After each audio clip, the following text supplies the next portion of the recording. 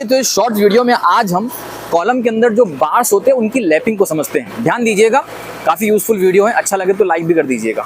देखिए, कॉलम के अंदर जो लैपिंग ऑफ बार होती है उसका मतलब क्या है समझिए। पहले तो जो हमारे रेनफोर्समेंट बार होते हैं, जो स्टील बार होते हैं, उनकी एक लिमिट हाइट होती है और वो होती है 12 मीटर यानी 40 फीट। ठीक है, तो अब उसके ऊपर अगर हमें काम करना है, बार की लिमिट चलो 40 फीट तक पहुंच गई है, अब उसके ऊपर भी हमें बार देने, तो वहां कैसे दोगे? तो वहां पर हमें दो बार को लैपिंग के माध्यम से ज्वाइन करना है और फिर उसको आगे कंटिन्यू करना है। ठीक है, कंटिन्यूटी के लिए हमें लैपिंग देनी पड़ती है।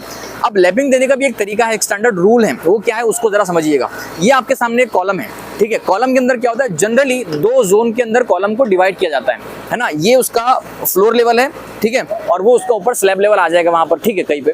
तो फ्लोर लेवल से L/4 डिस्टेंस छोड़ देना है, वहां लैपिंग नहीं करना है, ठीक है।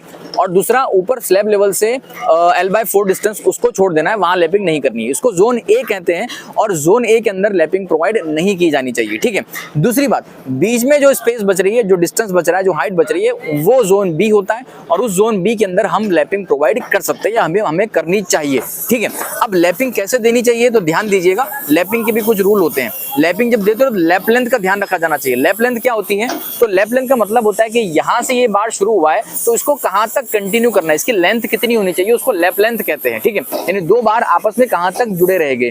तो लैप लेंथ जो होती है वो जनरली हम 50D लेते हैं। 50D मतलब 50 into diameter of this lapping bar, ठीक है।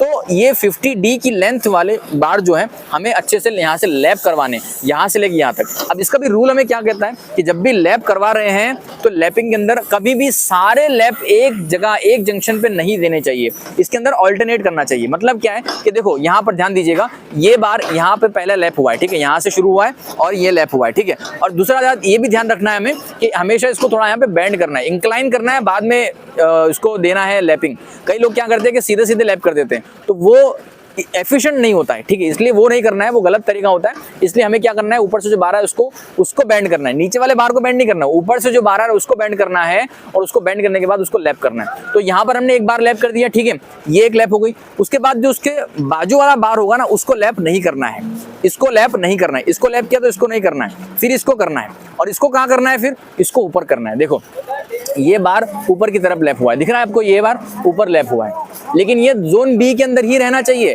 ठीक है, ओके।